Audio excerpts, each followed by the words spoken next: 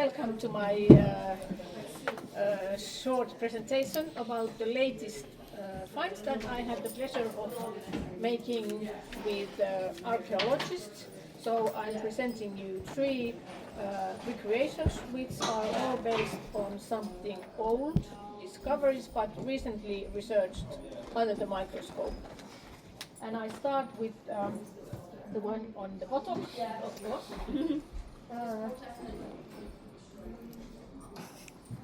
Liedon Ristinpelto grave 86. This grave was originally excavated like 70 years ago, and according to the first excavation reports, there is not enough textiles to do any research. There was a lot of textiles and almost whole shawl. There was an apron, there was not peplos dress in the grave, and then there was one extra fabric, which I will shortly mention after this presentation. And there was also very interesting tablet weaving in the grave. Not enough fabrics to do any textile research, says the original report. The microscopy work was done by Krista Britt and Jenni Sahra, and I had the pleasure of checking also, looking in the microscope and seeing wonderful things, and also researching the grave box like 2 times, and each time I found something new and interesting. So this is the shawl, and if you notice, there are no fringes at the end of the shawl. Usually when we talk about Finnish Iron Age shawl, we think about some kind of a fringes with bronze spirals, etc. But in Ravattula shawl there are no fringes at the end. And quiz question: do you remember any other shawl without fringes based on late finds, based on recent finds? Ravattula. The new Ravattula Ristimäki dress doesn't also. The fringe, there are not fringes on the shawl either, and this shawl looks very much like Ravattula shawl. They both have bronze spiral decorations on the edges, and what is special in the Lieto one is that there are these looped spirals which we had never seen before anywhere, and under the loop there is a small thread loop still, and we think that this is the place where you can fasten the shawl with the brooch. But also on the second edge, on the lower edge, there were similar spiral decorations and also the loops. And we didn't recreate them to the lower edge. I will do them when we actually discover why they had loops also on the lower hem of the shawl. And you might sleeves. You can make sleeves. We have tried different ways, but we still don't know. If you know Ravattula find, there is no peplos dress in this grave. This is dated to the beginning of 13th century. Ravattula dress has no peplos dress, and it is dated to beginning of the 13th century. And in maantieteellisesti, geographically, these graves are both located on the banks of Aura River, a river nowadays called Aura, and there is only few kilometers between these finds, and if you stand on a high spot or at Ravattula, you can actually see Ristimäki. So I think there has been some kind of a fashion from in the beginning of 13th century, because it is still Iron Age clothing, Iron Age type clothing. It's not yet medieval, it's early medieval, and peplos dress is obviously vanishing at this time, and then soon also the apron will vanish, and then the big shawls will vanish, and then clothing will turn into what we call nowadays a medieval clothing. But if you want to touch, from the same grave,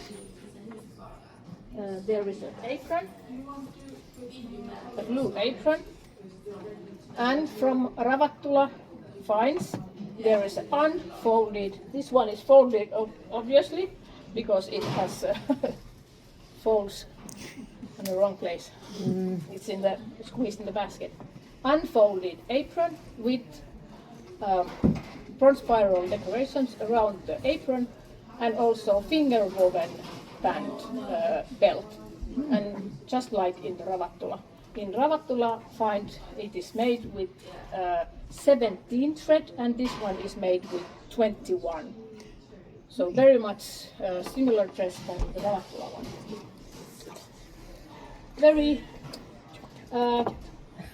Very easy to see, and you can see that I have used rather thin thread to make.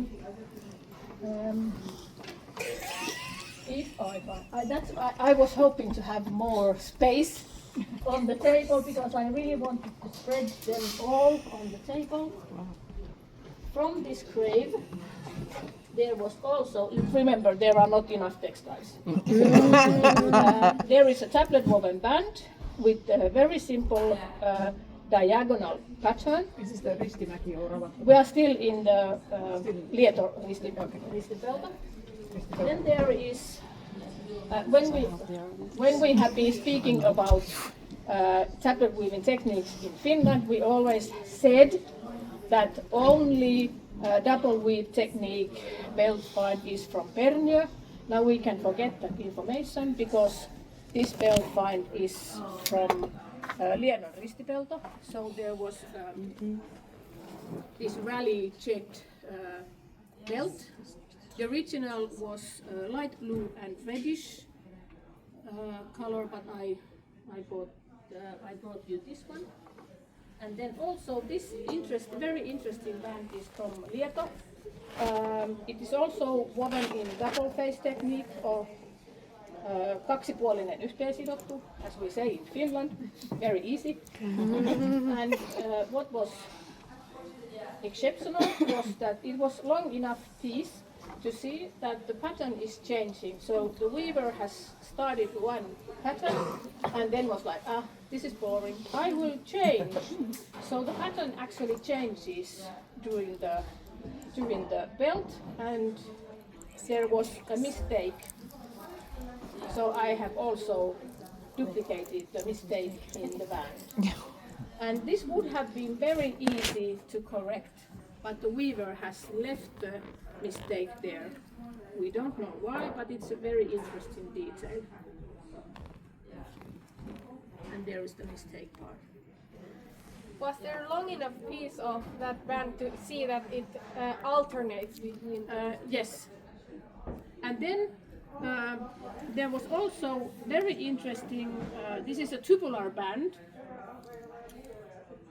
We have lots of tubular bands in Finland. They are usually shawl edge decorations. But this one is not in the shawl, and this has been woven with 3 different colors. And this was actually attached to an interior textile. So this person, she was in a coffin and she was lying on textile that was not clothing. I have woven the fabric, and this should have been attached to the edge of the fabric. But my sample is made of wrong yarn, and it doesn't look right. So that's why I haven't presented it anywhere. I should weave it again, and then I can put this one. But there was some kind of a blanket which was decorated with tubular band. And also this information was revealed to us under the microscope. Cool. And the fabric is very interesting weave. So it's not 2 to 12. Oh, here is the original color of the leather band. And also it had plated tassels, but they were made a different way than the tassels we know. So there is another mystery that needs to be solved, and then when Mikey has decided what kind of a mystery it was, then I will make tassels to my sample band. So this is the indigo and fermented something. Yeah. It's dye X. Nobody actually knows what the brownish yellowish color is, because the dye material was luteolene, and luteolene is a yellow dye, but the thread is brown.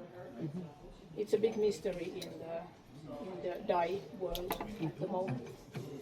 So that was Liedon Ristinpelto grade 86. Sahra, can I ask? So Yes. the color blue is the same. The apron and the cloak, they were blue also in the. Yes. Yeah. Yes. Yeah. And they were both dyed with wool. Yeah. Not indigo, but wool.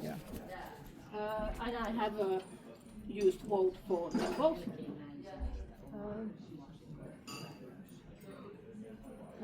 Then the second funny project I was dealing with was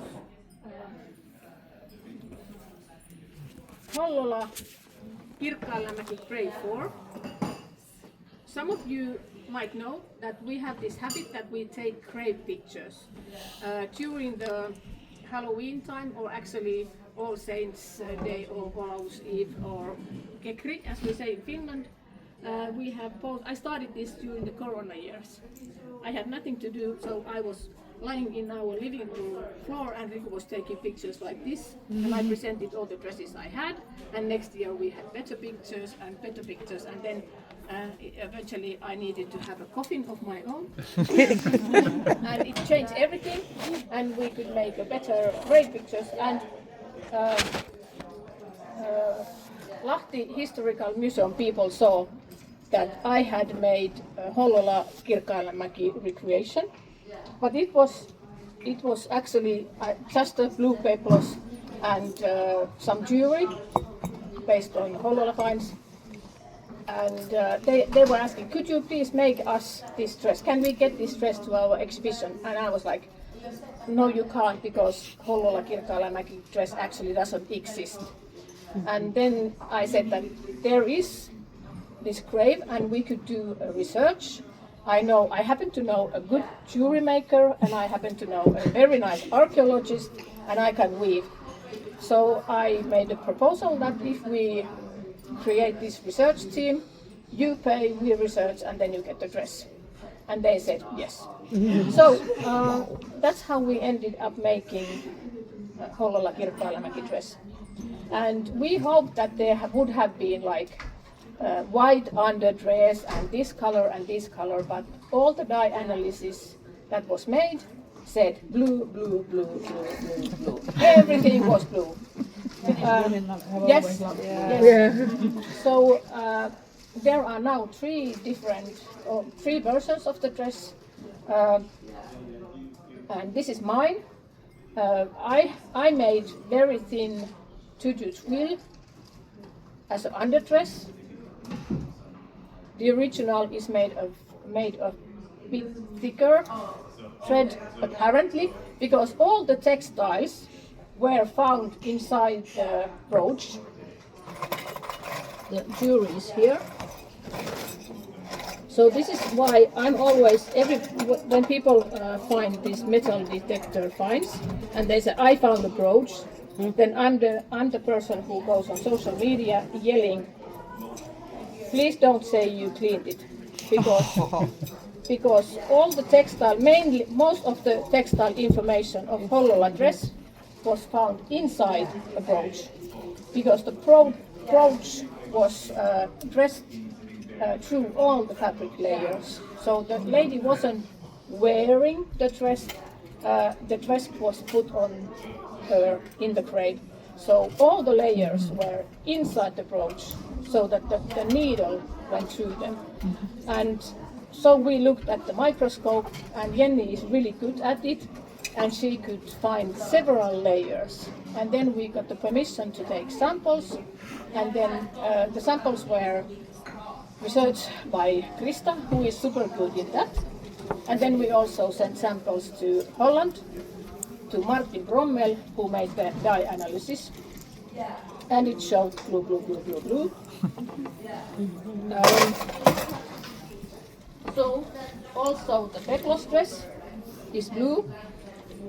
And Mikey, who has a superpower in research in tablet book and bands, there was a tiny, it's 1 centimeter wide piece, and she was like, tablet weaving, diagonal pattern, and then Jenny had taken a sample of that, and she said that it has blue and red thread.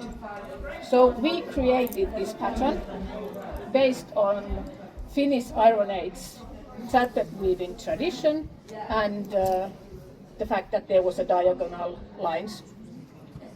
So here it is, and the tablet woven band in this one is really wonky, and it's really tricky to get really straight. So mine is like this, but I hope the original was too. In that grave, there was not a bronze spiral decorated apron, but there were bronze spirals around the grave. Brown. Yes. In the grave there were bronze spirals in different locations, and then we tested that. Again, it's very good to have a coffin. I went into the coffin and I was like, so if this was the shawl and if these were the apron corners, these spirals would be here, and it matched. Our theory matched, so we created an apron which has these really nice kolmilehdykkä, trefoil, thank you very much, Your Excellency, trefoil shaped bronze spiral decorations, which are made with horsehair. We don't make horsehair here in Varsinais-Suomi, so in this area everything is done with wool. Karelian ones are made with horsehair, and also Estonian ones are made with horsehair. And when I sent the picture of this and then the one on the shawl to Estonian master Jaana Ratas, she said that Estonian. So we have in Hollola, which is Häme, Tavastland, close to Lahti, we have a lady dressed in blue who is wearing Karelian jewelry, because this jewelry type is Karelian, and she has Estonian jewelry. She has Estonian decorations in her aprons, and we had these lovely fan-like decorations. There was 4 of them in the grave, and we were like, oh, they must be shawl corners, because when I was lying in the coffin, they match. And one Saturday afternoon, me and Jenny, we were like, haha, let's make these decorations. And then I called Jaana, said, could you please make them? Because I had never worked with horsehair on spirals. It was insane. They go like this. It's really tricky material. You have to know how to deal with the horsehair, and then you have to know how to, in which order to put the horsehair in. Luckily we have Jaana Ratas, and she drew as pattern. I tried with wool, it was horrible. And then Riku was looking at me, my husband, and he was like, can I try? And by miracle, his woolen fans were so much better than mine, but then Jaana made the horsehair ornaments to all 3 dresses that we have now. So we have a very international lady wearing blue and Estonian decorations. There is a almost identical match from Saaremaa, Estonia, in Finnish grave in Häme in Hollola, close to where I live. So this was really nice and awesome and stunning project. And again, excavated 1973, re-researched under the microscope and published in Hollola, in Lahti Historical Museum last year. Lots of people are asking, do you have any pattern instructions how to make them? And I'm like, if somebody pays me enough, then I will make them.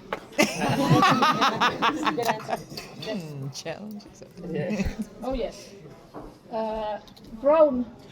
Why do we have a brown apron? Because there was no traces of the apron fabric itself. There was some reddish brown fabric in the grave, but it apparently the knife belonging to this grave was wrapped to this fabric, and the knife was pretty much same type as the Pernier one. This is a Pernier knife made by Kalevala Koru. Oh, no knife. Because in Finland you are not allowed to walk around wearing knives, so Kalevala Koru makes them without the real knife. Our version has a real knife. Where would you put this?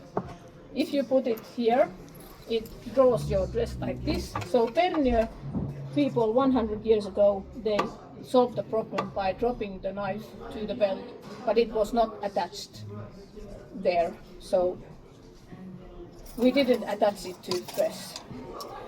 So the dress, the doll in the historical museum, she has it like this in the hand. But since there was this reddish brown fabric in the grave, and I happen to have reddish brown yarn, and blue and reddish brown, they are really nice together, so that's why the dress has brown apron. And also we needed to create a belt. And this belt pattern is borrowed from your grave, Kaarina Cemetery Grave 1.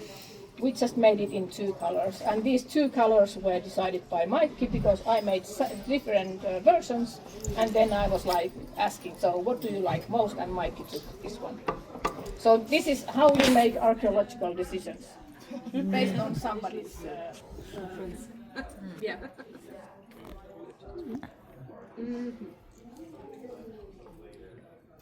Then the most interesting, well, not the most interesting, but the thing that has been liked and asked very much lately starts with very dull brown dress.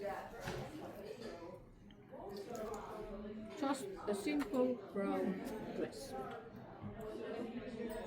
At Vilusenharju, Tampere, the dyer had nothing to do, because at Vilusenharju, well, the guy who was making the blue, he had work, but in Vilusenharju they were like, okay, let's do the Vilusenharju graves were originally found in 1965 when bulldozers were taking gravel at a place called Vilusenharju, which doesn't exist anymore because the whole ridge was actually dug out to take sand.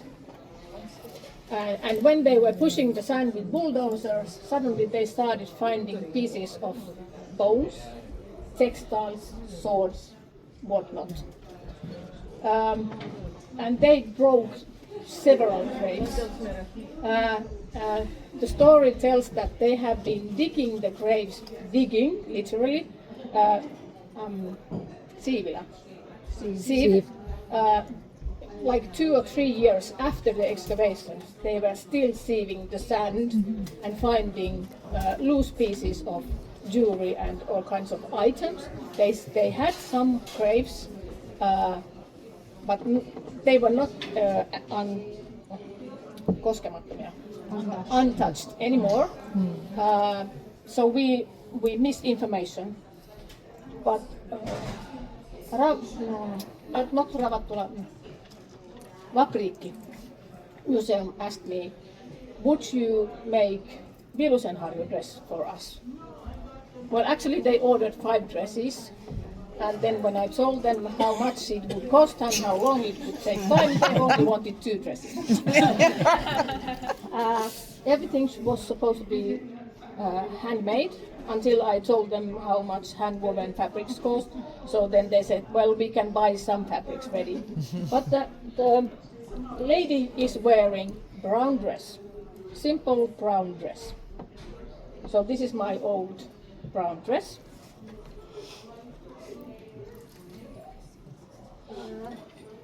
And to go with brown dress, this is the peplos dress of Vilusen Harju, and this is based on dye analysis. There was not much to analyze because this is undyed.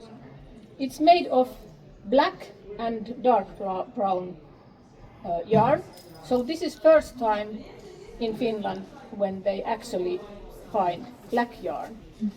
It's natural black. It's vintage yarn. I happen to have 1 kilo of very thin and very lovely and very loose spun yarn, black yarn. So I had to respun the yarn again to have more twist. Respinning with spinning wheel took 30 hours. So I had to sit on spinning wheel for 30 hours before I could even start weaving the peplos. And then I bought the lovely dark brown weft from Maria Neyman from Historical Textiles from Sweden. So brown dress and black peplos. Like from black sheep? Black sheep, yes, natural black, and that's why it's not black, because black sheep yarn always have some gray hair in it. But it's really hard to see, especially here. But if you look at the tubular selvage closely, you might see some gray hair in there. But we call it black. And this crave doesn't have basically any jewelry. The jewelry was actually borrowed from another crave. There is 2 brooches and a chain. Doesn't look much. Black dress with 1 chain. How boring. She worked in PR. Yes. Yeah. How boring. Luckily, in that frame was a shawl. Now you are talking. Wow, we are talking. Luckily, Statement piece. luckily there is a quite heavy shawl in Vilusen Harju crave. Two. It's I dyed this yarn as dark as I could. So this is not dyed on white yarn, it's dyed on brown yarn and then dipped like several times in indigo. And the shawl has really interesting details. The one in the display in the Vaprikki Museum, it's hanging like this. And when you go to see the dress, you can see it very close. It's not behind the window. You are not allowed to touch, but you can go like this close. And a friend of mine took a picture, and then he said that I was amazed how bad work you made, because all the spirals were different. And then I showed him and said, yes, just like the original. Because in original there is 200 spiral tubes per edge. And on original, the spiral tubes are 1.8 or 1.9 centimeters long, but they are spun in different way. They're either Z or S, they're both. There are different thickness, different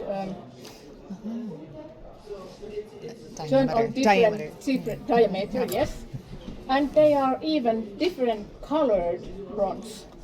So when you make this shawl, you can take whatever bronze or brass you find and then put it in the shawl, because the original wasn't not all the same. That's what we do in the modern times. We want everything to be exactly the same, but the original was not. The fringes on original are not warp threads from the fabric.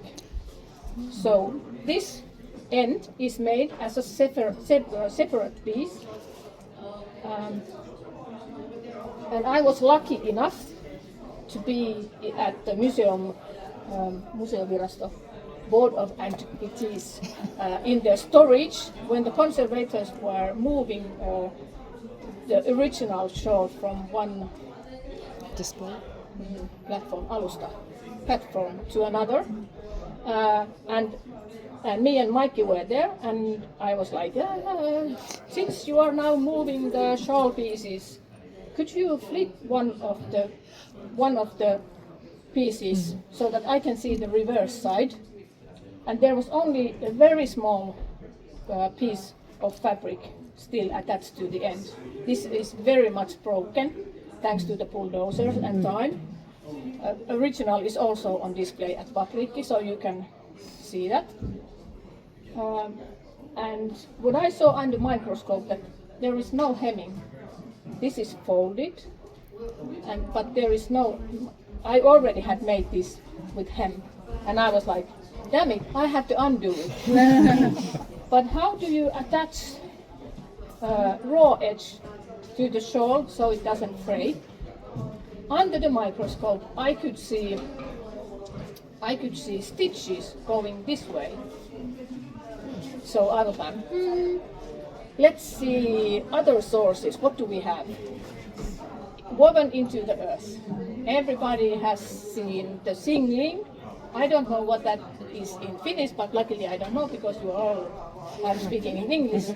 Singling is a technique where you can secure the raw edge of the fabric not to fray. So I borrowed the technique here. It frays like this much. You can cut them off.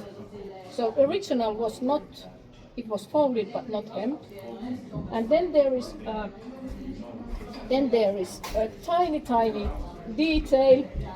There is a row of stem stitches on the edge, and it makes the edge very flat and also a bit stronger because you attach this quite heavy end to the fold, and when you do it with the stitches this way, you have this row and stitches like this. And so far, everybody who has checked this under the microscope has automatically said, oh, it's a blanket stitch. It is not blanket stitch. It's stem stitch, and then there is another stitch this way. You just need to see it really close under the microscope. You don't see it if you just look it with a magnifying glass or something like that. On the original piece, these threads were 3-ply. It was first time in Finnish Iron Age context when I ever saw 3-ply yarn. Everything is 1-ply or 2-ply, but the originals were 3-ply, very thin and very tight spun.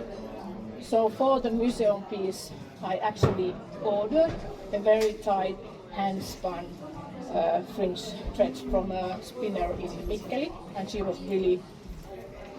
was happy when she started the project, and she was not very happy to leave the project, and she was happy when it finished because she said that it was extremely difficult to making the high twist 1-ply was easy, but to spin them 3 together was difficult.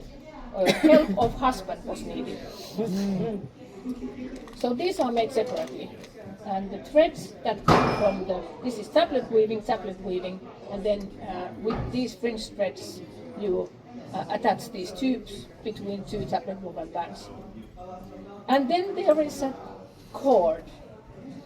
Everybody said there is a 3 or 4 threads that you bind the thread coming here to going down. It's not bundle of threads, it's a cord, because this is what you see under the microscope. So I had to undo this and do it again. Oh no. Because I really wanted to have the cord as the original. And then there is, of course, the edge is finished with these thousands of separate rings that are sewn to the edge, and the decoration is on both edges. Yes, we are. And then final piece is the tiny rosette. It has 172 pieces of cross spirals, and you can see, if you look it close, you don't see it, but when you look it further, you can see it makes a hannunvaakuna. There is a cross inside, yeah. And then the loop, for attaching it with the brooch, the loop is plated tassel technique, and the whole thing was attached with red thread. So I finished the red thread detail also to my rosette. And then when I press the whole system on, then I have a Finnish Iron Age dress that has Estonian, again Estonian decoration, Estonian and Estonian decoration. And Estonia, they had made this thread, this stem stitch with a red thread. So in Finnish shawl it was sort of hidden. They used the similar color in the shawl, but in Estonia they put bright red. As a of tray. We don't know who the person was. Her grave was destroyed, and this was rather broken. So broken that actual size is, we don't know how big the actual size is. I made this to a Finnish size, but Estonian shawls are much smaller than our, and they wear them like this. So this is way too big to be worn like this. And also Estonian and Latvian shawls. If you have seen the pictures, they wear it like this. Because their shoulder brooches are no brooches, they are long needles sticking out from the dress. So they can't put the shawl on top of the long spikes. And also, this grave didn't have traces of cross spiral decorated apron, but you know, Muumi Mamma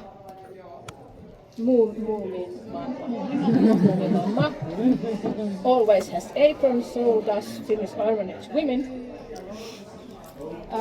In the same grave than the plain chain and the brooches was this finger woven band, which looked like QR code. And if you look it close, you don't see the typical snake shape, but when you look it a bit further and squint your eyes, then you can see the snake is there.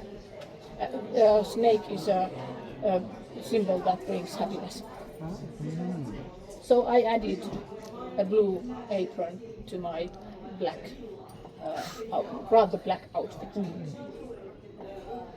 So this is the Joutsenjärven shawl, and I'm very much looking forward seeing another version made in 50 years.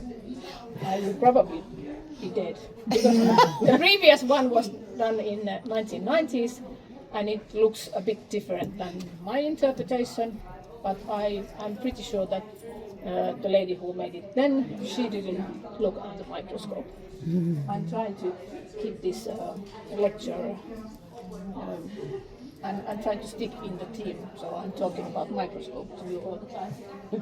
But, lady of Joutsenjärven, I'm not giving this to you to touch. Sorry. You can, if you want, you can look at it later. She wasn't alone, because for the first time, we actually recreated a May clothing. Yay! is somewhere here.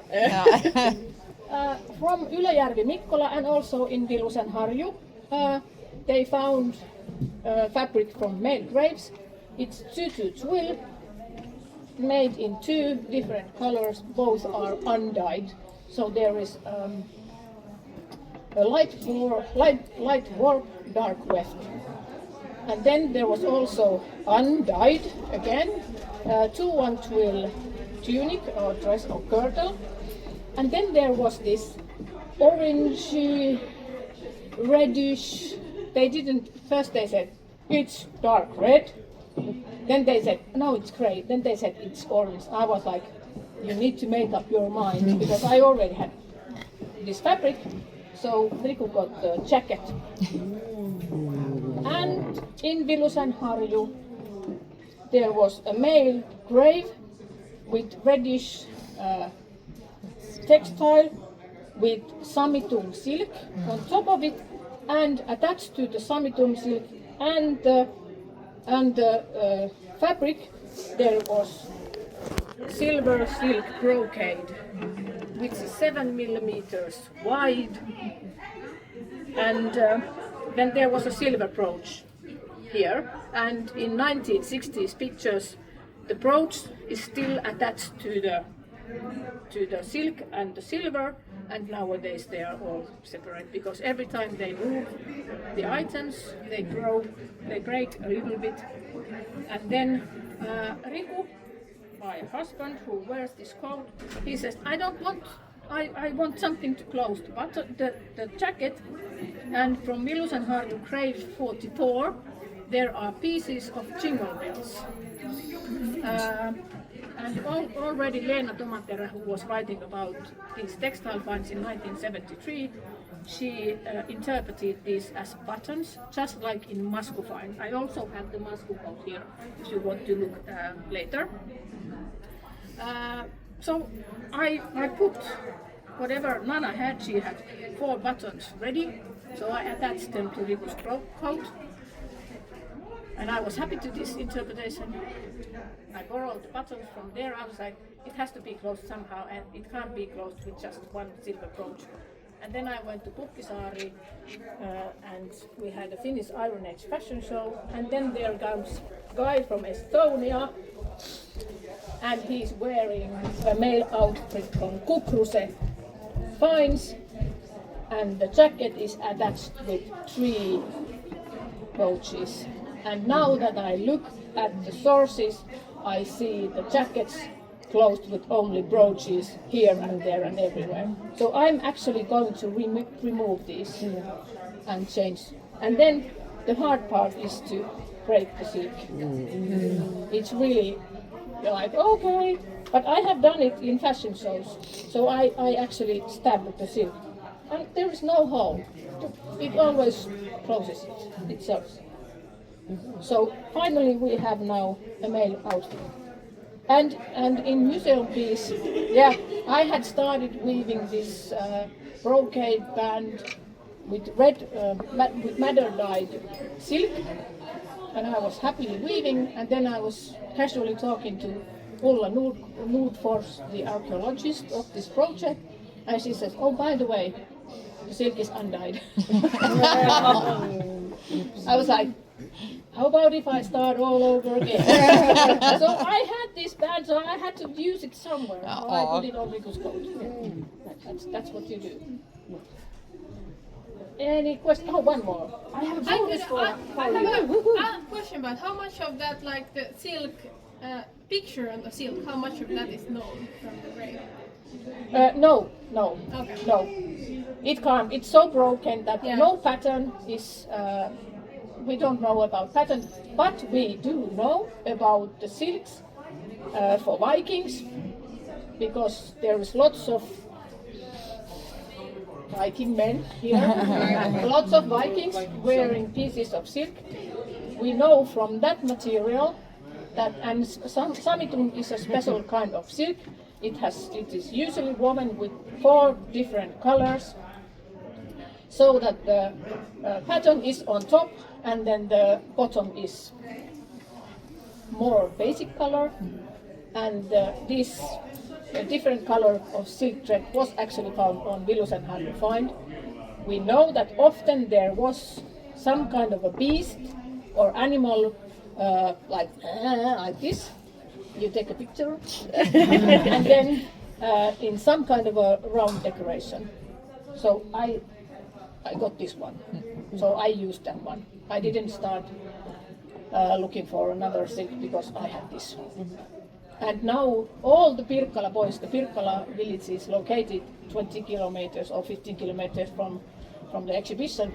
All the Pirkkala boys who has been in Volin, Poland this year, and everybody, all the boys have now a souvenir, their own piece of Samitum silk, and they are going to make these clothes. So very soon they are going to publish the instructions to make Villusenharju dresses in January, and it's going to explode. The whole Pirkkala is going to go up. Black and blue and silk.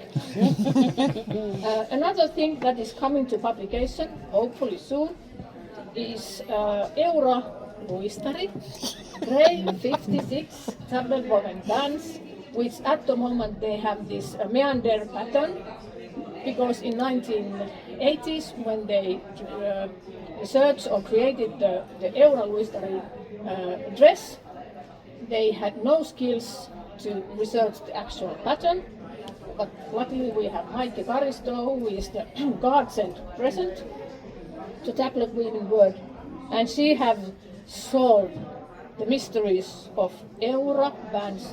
The lower band is from the lower hem, and the third band is from the top. There is more mysteries to be solved with actually the whole Eura dress. Thanks to Maikki, very big questions has been found, but interesting detail, on the top band there was a seam, a French, held seam, and on the pattern there was actually two different bird patterns. So I have woven them on the same warp, and this is the original size made with Vuorema kampalanka, and this is the Betterhof Vera, the bigger one. And when you finally get to weave your new Euro bands, I recommend you start with the Vuorema kampalanka, because this is going to be painful. Yes. Precis. So this will be soon, hopefully soon. The whole like Pirkkalanki apron, is that something that you don't want to pass around? Eikö tää pyörillä? Hollola Kirkkalanki apron. And in Hollola, interesting detail. Tiny arm rings. In lots of archaeological, well, not archaeological pictures, often when they find these rings, arm rings or bracelets in graves, they are presented so that they are worn on top of the sleeve. No, they are not. I can tell you, no way. This is original size, so this is the size that was in the grave. There was two of them. They are not same size, and they look the same, but actually they are not, because they are man-made and they have mistakes. So Nana made very carefully one-to-one copies. One is bigger and the other one is smaller, and there is no way you can put them on the sleeve. Even always, it is when archaeologists they draw the picture, they always put this on the top. And then during this project, we actually went to Estonia to make the glass beads from this grave, which I forgot to bring with me. We went to a historical museum in Tallinn, and guess what? The museum is full of these. And all the Estonians know where these are kept. They are kept very close to the skin. Yeah. So very thin, silver-plated brooches. Like this. I'm not passing these because they will go. Yeah. They're silver. Yeah, they will go black very fast. Yeah. Any questions? Other men's coats. Huh? Other men's coats. Did you mention? Yes. There is a in Masku Humikkala there is a male frame where there is 11 buttons in a row, like this. So it's a theory that these are buttons, and I made a coat, and I ordered, because of course if there is a male coat in the Masku, Riku must have it. Because I love everything from Masku Humikkala. There is lots of nice tablet weaving and dresses. This is very basic shape. And then I borrowed an idea from medieval clothing, that buttons are not sewn to the edge. That's why they have a big loop. They are not sewn to the edge. They are actually pushed through the fabric. And that way it also closes. You know, if the button is like this, and you don't have a buttonhole, because no buttonhole has been found, how do you close it? You have to find some kind of a solution. So I pressed them through. I attached a tubular band or cord behind this, and I have attached it to the fabric because otherwise they might pop out. So if there are no buttonholes, how do you close it? Luckily we have an unpublished find from Halikko, and there the buttonholes are small leather loops, which I recreated here. So this is based on find, this unpublished find. So if you are going to tell everybody, I need to kill some of you. No, I have been telling this to everybody. There is a, and they are leather. They still exist. And it makes noise. They also had jingle bells of dogs and horses. So dogs, horses and men. Yeah. Right. But everything that makes... But yes, they do have jingle bells on ladies. Ladies' jingle bells can be like this big, 4 on a row, 1 on a hip. You definitely will hear when she's coming. I only have to trust to this. Eikö se ihana, kun siinä on niitä lintuja? Joo. Ask more questions.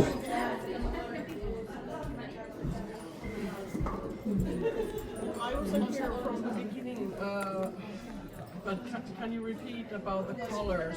What is the range of the colors? Or which ones? In female blue. Yeah, lots of people say, but I don't like blue. And that if you are a reenactor, you do. Agree. Yeah. It's the color choice. Yes. But it's also, and also madderette or any kind of red. Of course, because they were the most difficult colors to make. High status and popular, you know, like I see something precious. I don't have a bag like this, and then I need to have it. So if my neighbor has blue dress, then I need to have blue dress. And you know that later on in Yes. medieval times that it was sort of a thing that you have at least some part Yes, and also all the dye stuff to make Finnish Iron Age blue was imported. Even gold does grow wild on the shores of Finland, but it's not enough to make enough dye to all these dresses, so it was imported. And also madder was important. What was important? The second one, madder. Madder and gold. Yeah. Was the pepilosis always one piece, or were there any? No. I'm glad you asked. For Vilus and Marju, I made this black peplos as one piece, but apparently, and I promised to make a test weave for museum, and if it works, we will actually change the peplos for display. It seems that it was two different pieces, and Krista called them ugly fabrics because they were really super loosely spun. The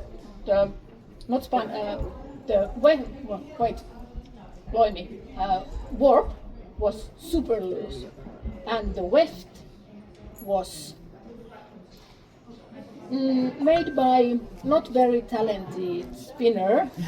It was like daycare spinning class because at some point there was only 3 weft per centimeter and sometimes more, but 3, so 3 millimeter thick yarn, and it was very uneven, and the whole thing was like this.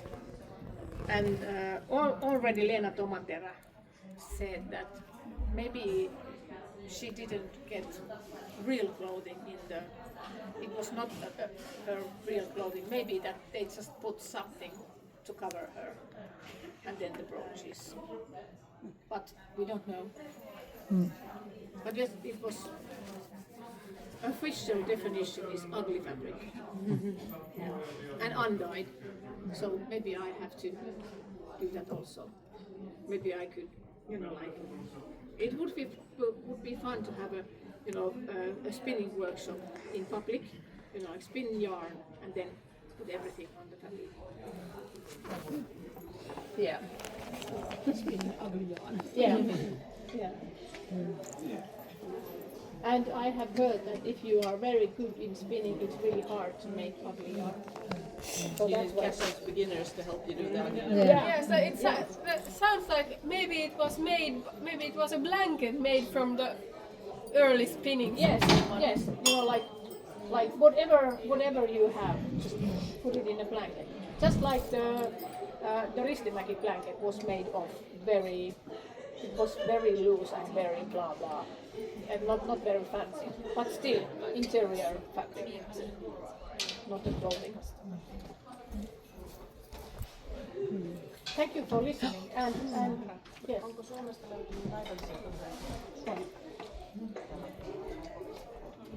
On Mikkelin Tuukkalasta ja Talon Perttelistä. Eli tää ihan uusi. Stripes. There was a question about striped fabric, and the answer is yes. You see, it's not always no. It's sometimes yes, but they are both early medieval or even medieval, because the Salopertteli main grave has striped fabric. No, the other one is the Mikkeli Tuukkala is apparently female, and the other one is male. And the Mikkeli fabric is said to be important, and probably also the Pertteli fabric. Tuontikangasta. Ei vaan paikallisvalmistusta. Not local.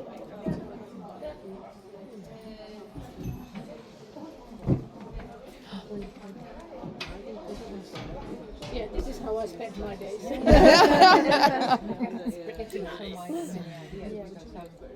And then I call her and I do my weaving and she does her weaving and I ask, can I call now? Do you need to count something? Because then you can't really. Yeah, exactly. You can't talk. No, and I have been looking at all these Gotland white necklaces, and I like the idea that they were somewhere here. Do you have? No, I'm looking at you. Oh no. You don't have. No, I don't do Gotland. I do got them, but looking at whatever grave finds I have got in charge of, there are not that many that are No. in situ. They don't look like they Yeah. rather more look like they were somewhere up here and sled. Well, if they are found like somewhere here, all the peplos, like look what is happening. Yeah. So it is when you dress up your peplos, your brooches are here, and then when you move around, that's what they do. Yeah. There are also pits, like the Baltic pits, but not within pits.